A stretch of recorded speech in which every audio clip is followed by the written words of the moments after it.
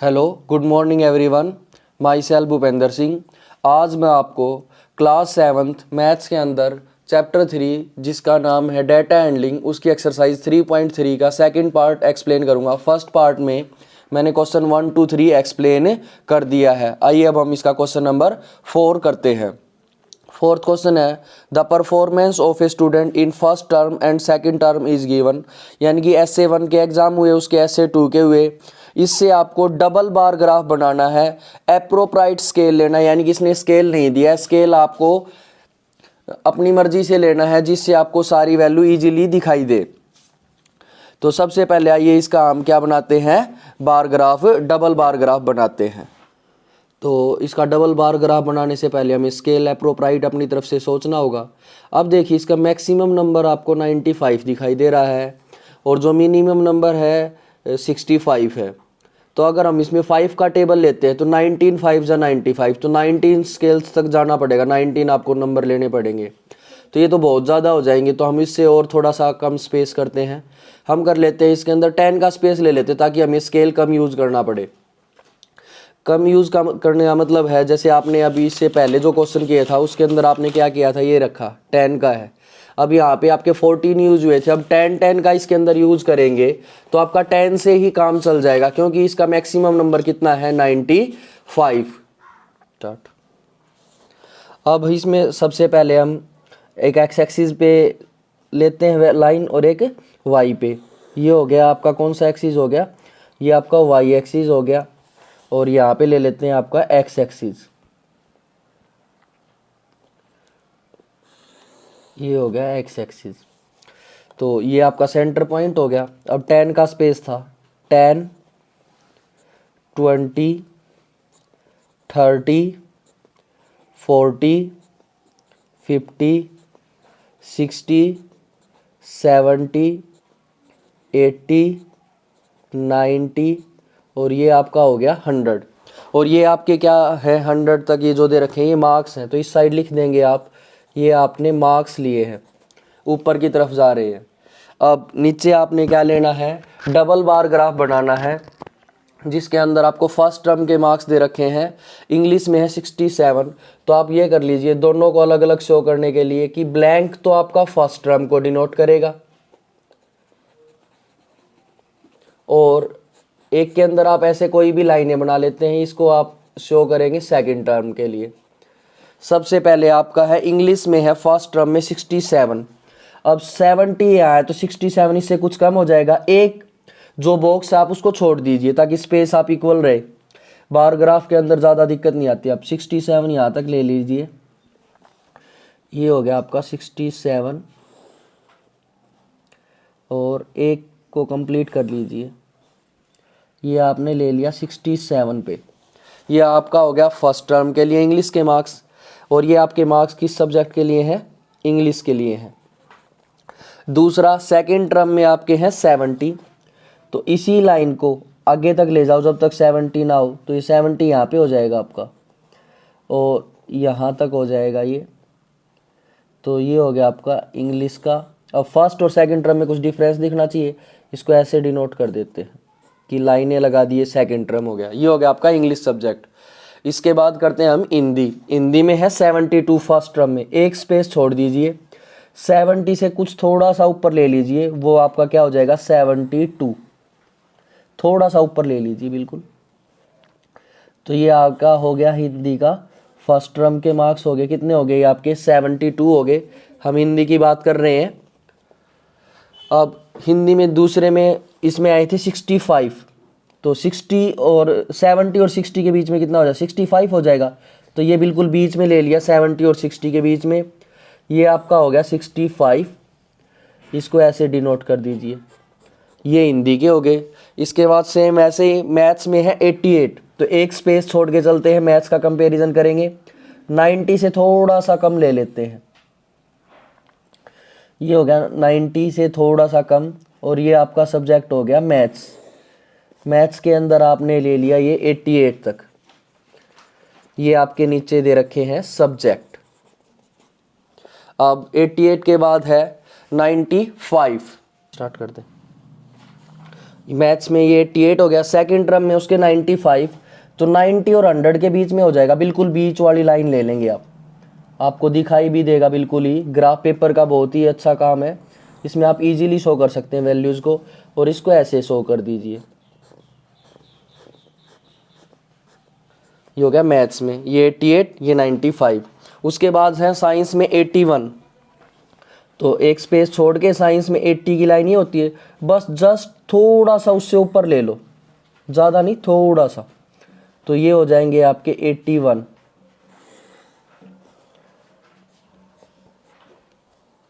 अब उसके बाद है 85 सेकंड टर्म में आए हैं, तो 85 कितना हो जाएगा, बिल्कुल इसके बीच में हो जाएगा, 80 और 90 के बीच में कितना हो जाएगा, 85 हो जाएगा। इसको यहाँ तक ज्वाइन कर दीजिए, और ये आपका सब्जेक्ट कौन सा हो गया, साइंस हो गया, और सेकंड टर्म का है, इसको ऐसे शो कर दो। उसके बाद आपका लास्ट है एसएस में 73 मिले थे उसको फर्स्ट टर्म में, तो 70 से जस्ट थोड़ा सा वो ले लेंगे, बट 75 से कम रखेंगे क्योंकि उससे ज़्यादा हो जाएगा ना फिर। 73 ये आपके हो गए सोशल साइंस के, ठीक है, इसको आगे तक ऐसे एरो बना दीजिए।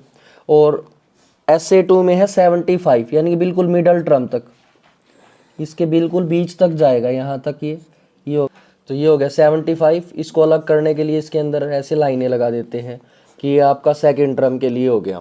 तो ये तो आपका बन गया बार ग्राफ। आइए हम बुक से क्वेश्चन देखते हैं, इसके क्या क्वेश्चन दे रखे हैं। सबसे पहले तो आपको डबल बार ग्राफ बनाना था, ये डबल बार ग्राफ बना दिया, यानी कि दो चीज़ों का कंपेरिजन हो गया इसके अंदर।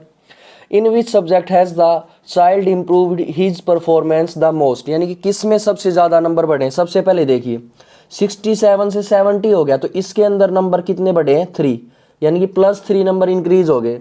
यहाँ पे 72 से 65, यानी कि यहाँ पे नंबर कम हुए, कितने कम हुए, 7, और किस चीज़ के हो गए, माइनस, यानी कि 7 मार्क्स कम हो गए। इसमें 88 से 95 तक जाते कितना ऐड हो गया, ये प्लस का 7। 81 से 84 यहाँ पे कितने ऐड हो गए, 4। 73 से 75 कितने हो गए, यहाँ पे 2।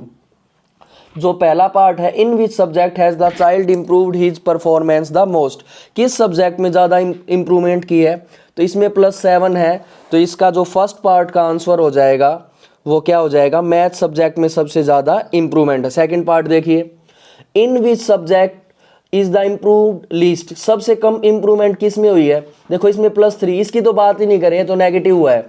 ये +7, ये +4, ये +2, इसमें 2 मार्क्स ही इंक्रीज हुए सबसे कम, तो सेकंड सब्जेक्ट का सेकंड पार्ट का आंसर हो जाएगा एसएस में, सोशल साइंस में इसकी सबसे कम इम्प्रूवमेंट हुई है। Last, has the performance goes down in any subject, क्या किसी में परफॉर्मेंस कम भी हुई है, यस इसमें कम हुई है। कौन सा सब्जेक्ट है ये, हिंदी। तो ये था आपकी एक्सरसाइज का 4th question. 5th question exercise का, consider this data collected from a survey of a colony, एक कॉलोनी से एक डाटा सर्वे किया गया, किस चीज़ का, कि हर एक का फेवरेट स्पोर्ट्स क्या क्या है, क्रिकेट, बास्केटबॉल, स्विमिंग, हॉकी और एथलीट के बारे में।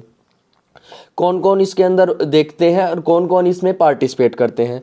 तो इसका आपको क्या बनाना है, डबल बार ग्राफ बनाना है एप्रोप्राइट स्केल लेके। अब ये देखिए मैक्सिमम वैल्यू है 1240 और मिनिमम है 105, तो हम इसमें है ना 100 का स्केल ले लेते हैं, तो 13 आपके साइन लगेंगे, उससे आप इजीली इसको शो कर पाएंगे। तो इसके पहले एक्स एक्सिस और वाई एक्सिस पे आप देख लेते हैं। 13 आपको वो लेने इसके अंदर, तो सबसे पहले आप इसकी वाई एक्सिस पे एक लाइन ले लीजिए और 13 कर लीजिए, 1 2 3 4 5 6 7 8 9 10 11 12 13 14, एक्स्ट्रा हो जाए कोई दिक्कत नहीं है, हमें तो कम से कम चाहिए। और यहाँ पे एक लाइन ले लीजिए इसकी, इसको लास्ट तक ले जाते, जितना नीड होगी उतना रख लेंगे।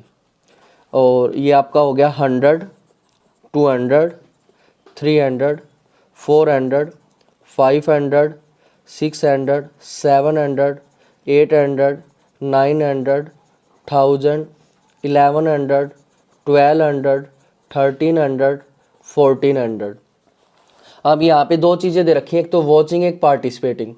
तो हम ये कर लेते हैं, जो ब्लैंक बॉक्स है वो रिप्रेजेंट करेगा वॉचिंग के लिए और जिसके अंदर हम लाइनें बना देंगे उसको हम किसके लिए डिनोट कर देंगे, उसके लिए डिनोट कर देंगे वॉचिंग था, दूसरा है पार्टिसिपेटिंग। ठीक है, ये थे आपके क्या, नंबर ऑफ पीपल्स। और नीचे आपके क्या ले लेंगे हम, स्पोर्ट्स। स्पोर्ट्स में सबसे पहले आपको दे रखा है क्रिकेट के बारे में। क्रिकेट में आपका है पहले तो 1440 तो वॉचिंग के लिए और पार्टिसिपेटिंग के लिए 620। तो आप देखते हैं 1240 एक स्पेस छोड़ के ये आप 1250 हो जाएगा। 1200 और 1300 के बीच में, उससे थोड़ा सा नीचे ले लो तो ये हो जाएगा आपका 1240। ये आपका हो गया वॉचिंग के लिए। और ये हम कौन से स्पोर्ट्स की बात कर रहे हैं, ये क्रिकेट की बात कर रहे हैं। अब जो पार्टिसिपेट है वो 620 है, तो ये 600 हो गया, तो उससे थोड़ा सा ऊपर ले लो, ये कितना हो जाएगा आपका 620। और ये किस चीज़ के लिए हो जाएगा आपका, ये हो जाएगा आपका पार्टिसिपेटिंग के लिए, इसको अलग से डिनोट कर दिया। फिर दूसरा है बास्केटबॉल के लिए 470 है, तो ये 500 ये हो गया, इससे थोड़ा सा नीचे ले लेते हैं, तो ये हो गया 470 वॉचिंग। 470 वॉचिंग हो गया आपका। और 320 पार्टिसिपेटिंग है, तो 300 ये इसे थोड़ा सा ऊपर ले लेते हैं, तो ये क्या हो गया आपका पार्टिसिपेटिंग हो गया। इसको ऐसे अलग से डिनोट कर दिया। और ये कौन से स्पोर्ट्स की बात कर रहा है, ये है आपका बास्केटबॉल। फिर उसके बाद है स्विमिंग के लिए 510, तो 500 तो यहाँ तक हो जाएगा, इससे थोड़ा सा ऊपर ले लीजिए, तो यहाँ तक ले जाएंगे 500 से थोड़ा सा ऊपर, ये आपने कंसीडर कर लिया 510। पार्टिसिपेटिंग में 320, तो ये सेम आ जाएगा 320 इसका था बास्केटबॉल का, तो 320 हो गया। इसके अंदर लाइनों से शो कर दिया इसको।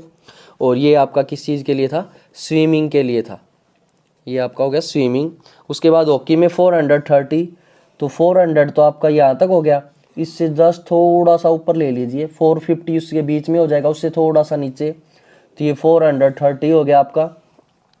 उसके बाद है 250, तो 200 और 300 के बीच में क्या हो जाएगा आपका 250 हो जाएगा, तो 250 हो गया ये आपका। इसको लाइनों से डिनोट कर दीजिए। तो ये आपका कौन सा गेम हो गया, ये हो गया आपका हॉकी।